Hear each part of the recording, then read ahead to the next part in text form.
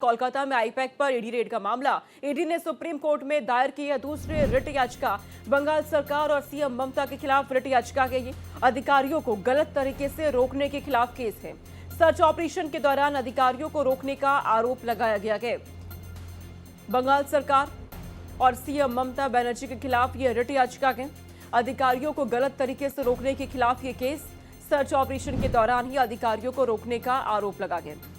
कोलकाता में आईपैक के ठिकानों पर ईडी की तरफ से जो कार्रवाई की जाती है, उसके बाद से ही लगातार टीएमसी के तमाम सांसद ने इस कार्रवाई का विरोध किया। अधिकारियों को रोकने की कोशिश की गई है। ईडी की तरफ से अब कहा गया है सीएम ममता बनर्जी ने भी इस कार्रवाई का विरोध किया और इसे साजिश करार दिया, जिसके बाद से ही इस पूरे मामले में ईडी की तरफ से याचिका दाखिल की गई और अब रिट याचिका में अधिकारियों को गलत तरीके से रोकने के आरोप लगाए गए हैं। बंगाल सरकार पर पूरा मामला अब सुप्रीम कोर्ट तक पहुंच चुका है। आईपैक के ठिकानों पर आईपैक के डायरेक्टर प्रतीक जैन के आवास पर ईडी की टीम ने कार्रवाई की। यहां पे छापेमार कार्रवाई की जाती है, जिसका विरोध टीएमसी की तरफ से हुआ। टीएमसी के तमाम सांसदों ने न सिर्फ पश्चिम बंगाल में बल्कि दिल्ली पहुंचकर गृह मंत्रालय के दफ्तर के बाहर भी अपना विरोध जताया। वहां नारेबाजी देखने को मिलती है। ईडी की कार्रवाई का विरोध किया गया और सीधे तौर पर कहा गया कि ये पूरी ईडी की कार्रवाई राजनीति से प्रेरित है। इसका विरोध सीएम ममता बनर्जी ने भी किया और इसी के बाद से ही लगातार राजनीति गर्मा गई है बंगाल में। लेकिन अब ईडी की तरफ से सुप्रीम कोर्ट में याचिका दाखिल की गई, रिट याचिका है, जिसमें बंगाल सरकार पे कई आरोप लगाए गए हैं। अधिकारियों को गलत तरीके से रोकने की आरोप बंगाल सरकार पे लगे हैं। बंगाल सरकार और सीएम ममता के खिलाफ रिट याचिका ईडी की टीम ने दाखिल कर दी है। सुप्रीम कोर्ट में पूरा मामला पहुंच गया है। आगे अब सुप्रीम कोर्ट की क्या टिप्पणी होती है, इस पर यह देखना होगा। सर्च ऑपरेशन के दौरान अधिकारियों को रोकने के आरोप लगाए गए हैं।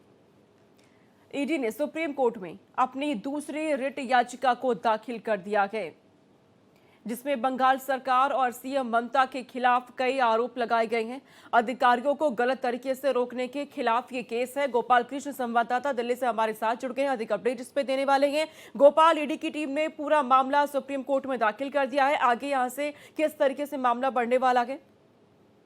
देखिए उनका ये दूसरी याचिका है ईडी की, जिसमें जिसके बाद दायर की गई है, क्योंकि ईडी के इसमें कुछ अधिकारियों ने यह याचिका दायर की है, जिसमें 3 अधिकारी शामिल है। इस याचिका में यह कहा गया कि पश्चिम बंगाल सरकार, डीजीपी और पश्चिम बंगाल पुलिस कमिश्नर ने उनके काम में बाधा डाला है, लिहाजा उनके खिलाफ कार्रवाई होनी चाहिए और साथ ही पूरे मामले की सीबीआई जांच की मांग की गई है। यह भी याचिका में कहा गया है कि जिस दिन यह छापेमारी चल रही थी आईपैक को लेकर के, उस दिन ममता बनर्जी ने फाइल को छीना है, काम में बाधा पहुंचाने की कोशिश की गई है। दूसरी जो दलीलें दी गई है कि हाई कोर्ट में जब इस मामले की सुनवाई हो रही थी, उस दौरान व्हाट्सएप से मैसेज किया गया था और कहा गया था कि अधिक से अधिक संख्या में वहां पर लोग इकट्ठा हो, जिसके बाद हाई कोर्ट ने कहा था कि याचिका पर सुनवाई योग्य माहौल नहीं है और यही कहते हुए कोर्ट ने 14 जनवरी तक के लिए मामले की सुनवाई को टाल दिया था।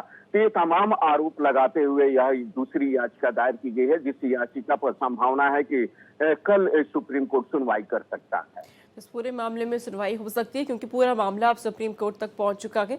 क्या इस पूरे मामले में बंगाल सरकार का, सीएम ममता बनर्जी का भी कोई रिएक्शन है इसके बाद से? गोपाल, देखिए इससे पहले ही पश्चिम बंगाल सरकार ने सुप्रीम कोर्ट में कैविएट दायर कर रखा है और पश्चिम बंगाल सरकार की तरफ से कहा गया है कि ईडी अगर कोई याचिका पश्चिम बंगाल सरकार के खिलाफ दायर करती है तो राज्य सरकार का बिना पक्ष सुने हुए कोई एक तरफा फैसला न दिया जाए।